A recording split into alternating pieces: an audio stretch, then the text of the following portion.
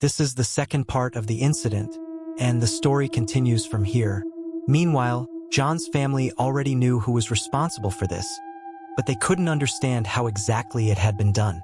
They knew who did it, but the method remained a mystery. After a lot of insistence, a kabiraj, traditional healer, finally revealed a few things, though not enough to solve the problem. In fact, what he said only created more fear. Hearing his words made their throats go dry.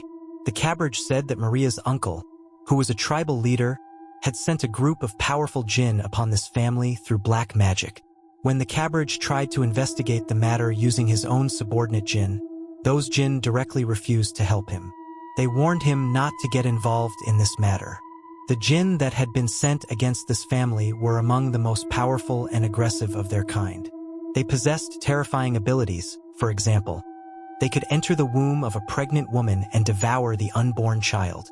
After doing so, the woman would return to her previous state, as if she had never been pregnant at all.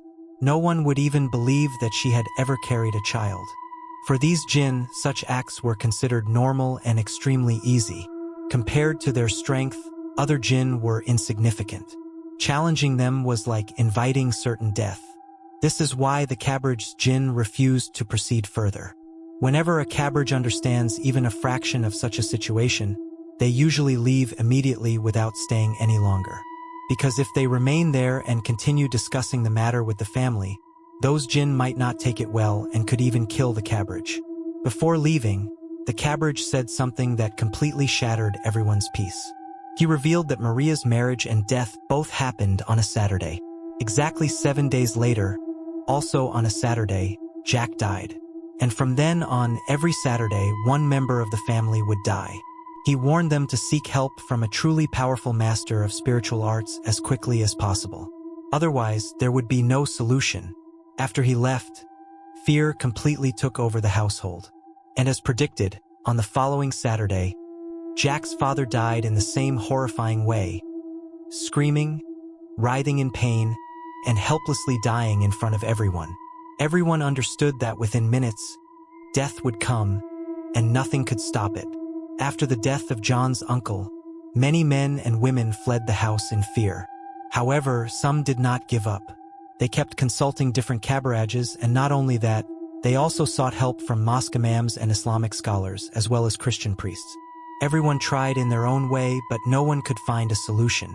At that time, a well-known religious figure from Nigeria was brought in, an extremely respected spiritual leader.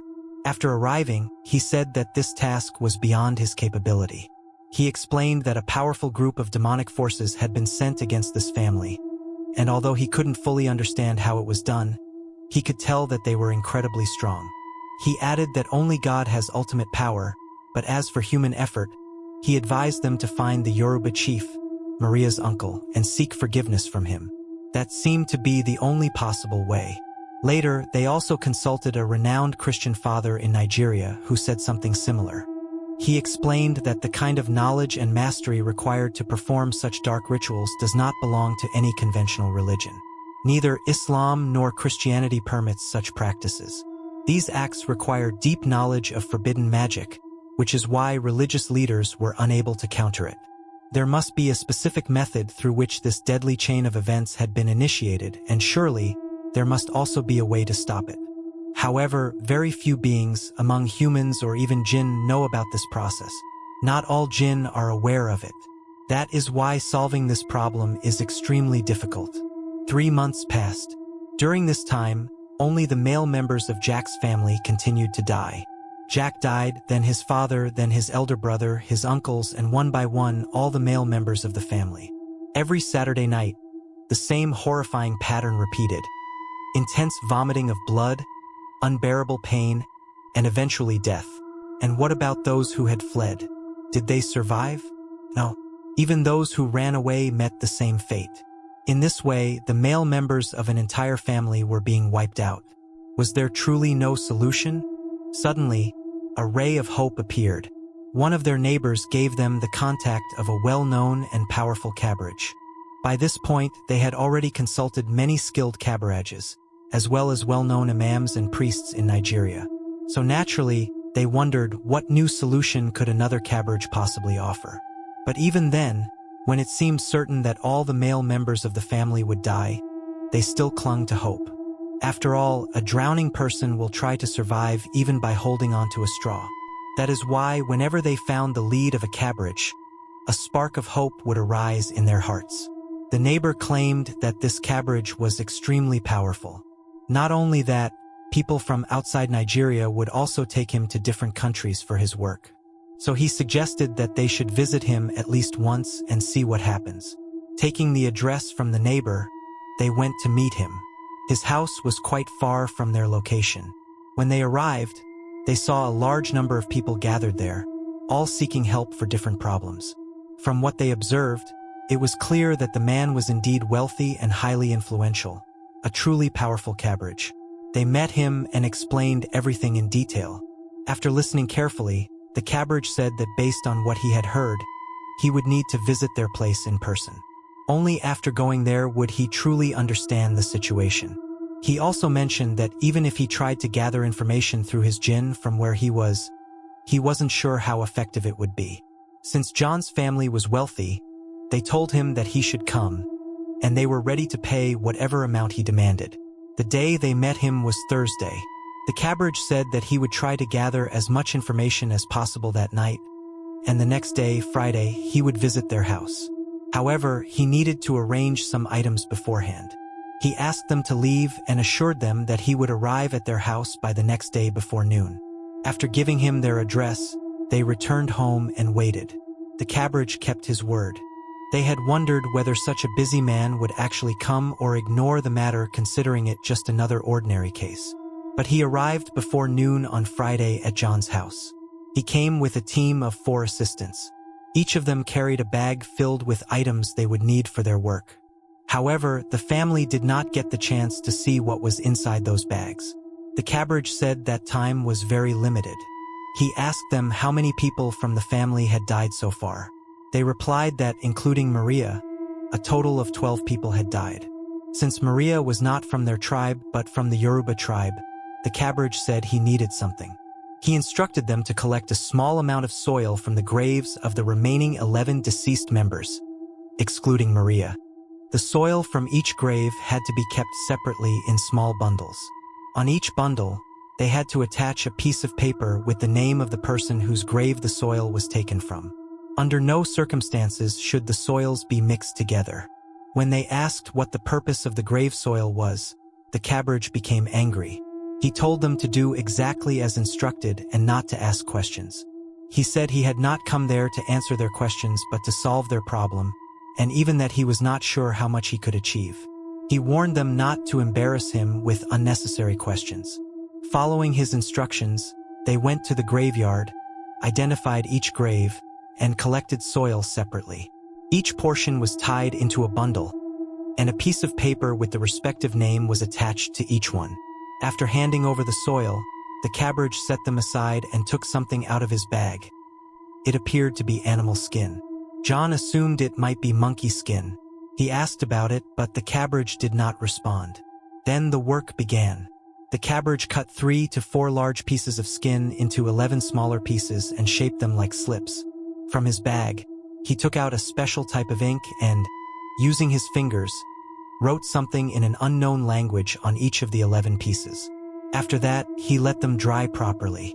Then he placed the soil from each grave onto a separate piece, wrapped them carefully, and made 11 small bundles. After finishing this, the kabiraj said he needed 3 brave young men to assist him, specifically 3 individuals who were blood relatives of the deceased. Without them, the work could not be completed. At first, many were too terrified to agree. Fear had taken over everyone, but the kabiraj assured them that they would not be harmed. He said their only task was to gather courage. Eventually, John himself agreed. One of Jack's brothers, who was still alive at that time, also agreed. Jack had several brothers, and one of them, named Michael, had not yet died. He stepped forward. Another relative of John, named Franklin, also agreed.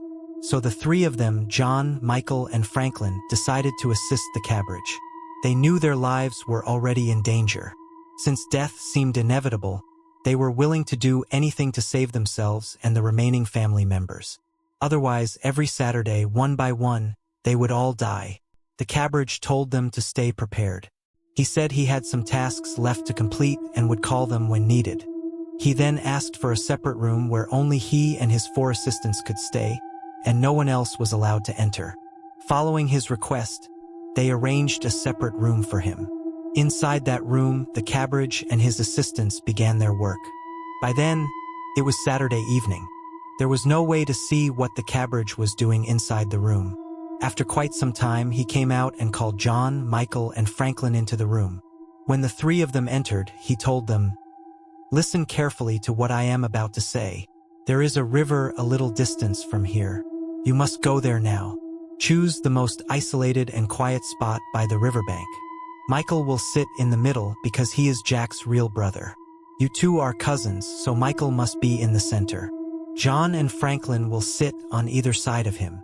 Then the kabiraj handed 2 musical instruments to John and Franklin. He instructed them to keep playing those instruments continuously. Michael, on the other hand, would sit holding the bundles, putlis, on his lap, the bundles that contained soil from the graves of his family members. After some time, they would hear someone calling Michael's name. When they looked, they would see a very handsome figure, tall in height, dressed in pure white clothing, with a radiant glow coming from his body. As soon as they saw him, they must stop playing the instruments. First, they should greet him according to their religious customs. Then only Michael would step forward and, without saying anything, hand over the bundles to that figure. They were warned not to be afraid of him, as he would not harm them. That figure would then ask Michael why he had been called and what he wanted. At that moment, Michael was to say a specific sentence, something the kabiraj whispered into his ear privately, which John and Franklin did not hear.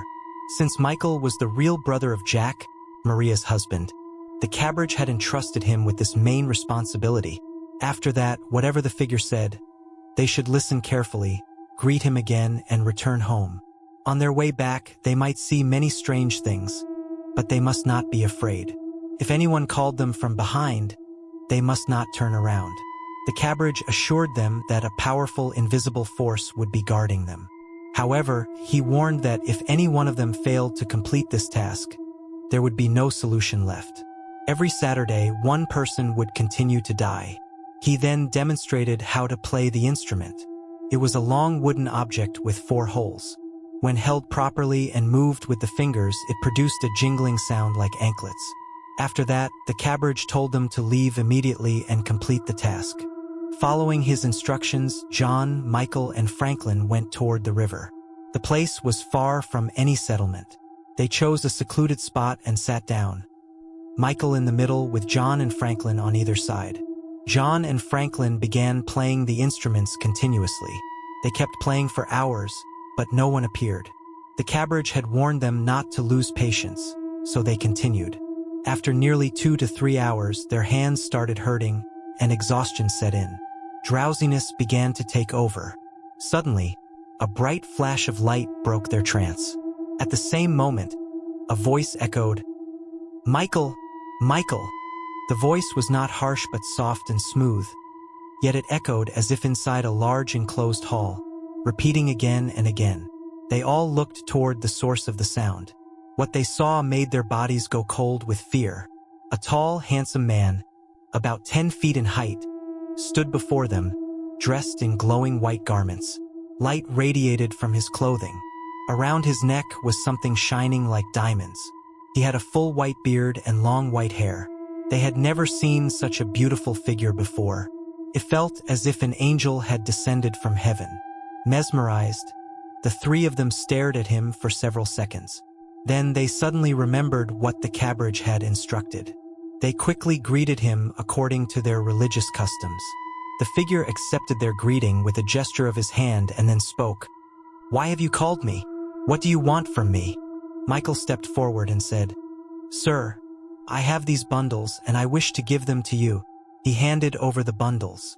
The figure took them and stared at them silently. As he looked at the bundles, his eyes began to turn red, deep blood red. After a few seconds, when he looked back at John, Franklin, and Michael, they were terrified by his eyes. They had never seen such terrifying red eyes before. Out of fear, Michael started crying. The figure said, "Do not cry, Michael. Be patient." Hearing this, Michael gathered some courage and said, "O Great One, inside these bundles is soil from the graves of my loved ones, who were brutally killed through black magic. They were completely innocent. Those responsible are followers of evil forces. I seek punishment for all of them. Please help us. Otherwise, kill us right now because death is already in front of us. But we do not want to die at the hands of those followers of evil. End us if you must, or help us so that the rest of our people can be saved from those demons." Saying this, Michael broke down in tears. The figure then spoke gently, "Do not cry. What has happened to you is truly tragic. Listen carefully, Michael. Come closer." Michael stepped forward. The figure leaned his head near Michael's ear and whispered something that John and Franklin could not hear. Then, in a louder voice, he said, "Now go straight back home. Do not look back, no matter what happens. And what I have told you, you must tell the kabiraj who sent you. He will understand many things on his own, but still, you must tell him. Tell him this, and your task will be completed. Do not worry." As soon as he finished speaking, the figure vanished in an instant. The moment he disappeared, the entire atmosphere changed. While he was there, it felt as if they were standing in a heavenly place. But as soon as he left, everything turned terrifying. From all around them came horrifying sounds. Wild beasts howling and screaming. Just moments ago, there had been complete silence. Even when they had been playing the instruments for hours to summon him, there had been no such sounds. But now, suddenly, the night was filled with terror. The three of them were overwhelmed with fear. Then they remembered the kabiraj's warning. No matter what happens, do not be afraid. You will not be harmed. You must hold on to your courage. A powerful, invisible force will protect you. Franklin said, "Brother, there's no need to be afraid. Let's go home quickly." The other two agreed, and they started walking fast. The three of them held each other's hands as they moved forward.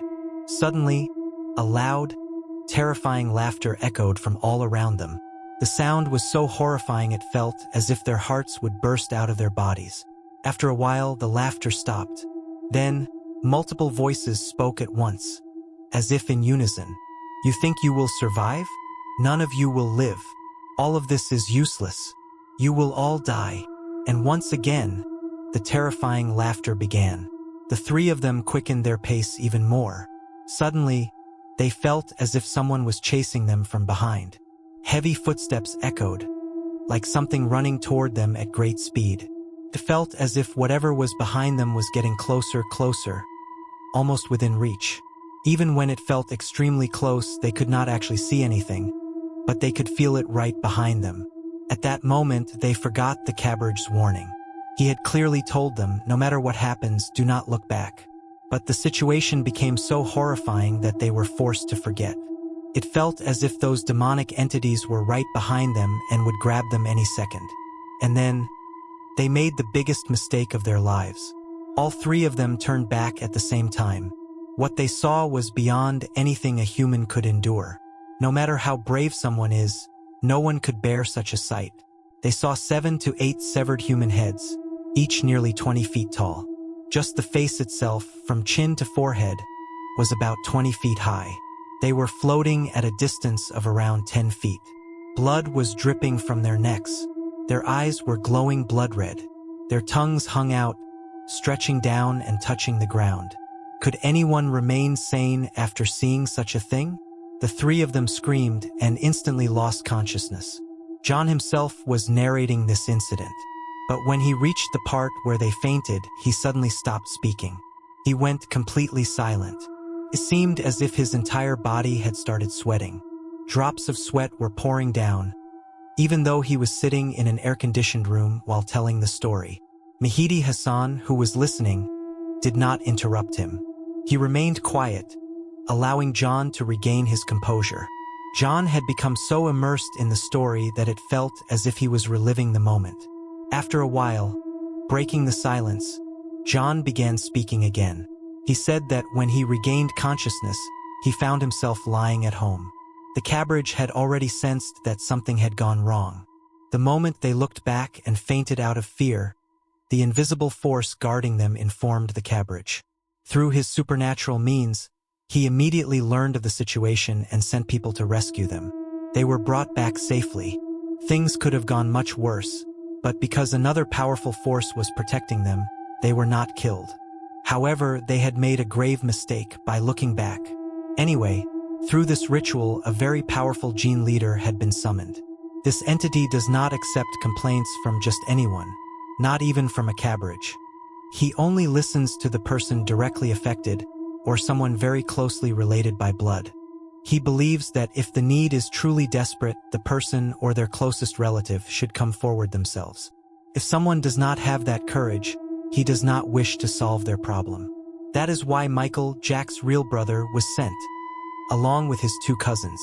Everything should have ended well after speaking with the kabiraj. But what happened afterward was a result of their own mistake, fainting after looking back. The kabiraj then said, "Friday's task is complete. Now wait for tomorrow." That night, arrangements were made for the kabiraj to stay at Michael's house. The next day was that cursed Saturday. Every death so far had happened at midnight on Saturday. As Saturday approached, everyone was filled with fear and anxiety. After what John, Franklin, and Michael had experienced, they all realized the magnitude of the danger they were facing. Still, they felt a small sense of hope, believing that they had successfully completed the ritual. But as Saturday arrived, the family members began to lose hope again. They thought so many kabirajas had been consulted before, none could solve the problem. Some had even fled in fear while trying. Would this really be any different? Thinking all this, everyone fell into deep despair. On Friday night, everyone had gone to sleep. The next morning, Saturday, they all woke up a bit late. That day, the kabiraj called all the surviving members of Jack's family. Jack's mother was also present. The kabiraj said, "Come with me. I will show you a place behind this house. Arrange to dig there." When he was asked why, the kabiraj replied, "You will understand once the soil is dug. For now, just do as I say." With that, he went behind Jack's house and pointed to a specific spot. Everyone gathered and began digging. They dug deeper and deeper, about 6 to 7 feet, but still found nothing. So they continued digging. After a while, the kabiraj warned them, "Now dig carefully." They proceeded with more caution. Suddenly, they noticed a piece of black cloth buried in the soil. The kabiraj immediately said, "Stop! Be careful, do not strike that cloth with the tool. Gently remove the soil around it with your hands. And no one must touch the object directly. Use the shovel to lift it into another container and bring it to me like that." John was also present during the digging. Carefully, they cleared the soil around the cloth by hand. Then, using a shovel, they lifted the object onto a container and brought it up. The container was handed to the kabiraj. He began chanting some incantations and then slowly unwrapped the cloth bundle. The moment he opened it, everyone was horrified. Inside the bundle was a human head. It was Maria's severed head, Jack's wife. Seeing this, everyone was overwhelmed with fear. They couldn't understand how Maria's severed head ended up there. The kabiraj said, "You will soon understand why Maria's head is here." Everyone was in shock. Maria had died long ago. Her body should have decomposed and turned into soil by now. But how was her head still intact? Who had buried it here? The kabiraj explained, "This is the result of black magic. Maria's head has remained completely preserved because of it." There was something even more terrifying.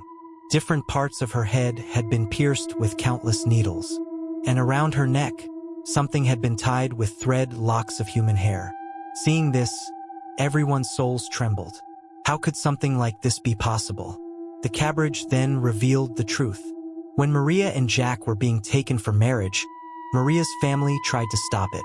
There was conflict between both sides, and they were deeply insulted.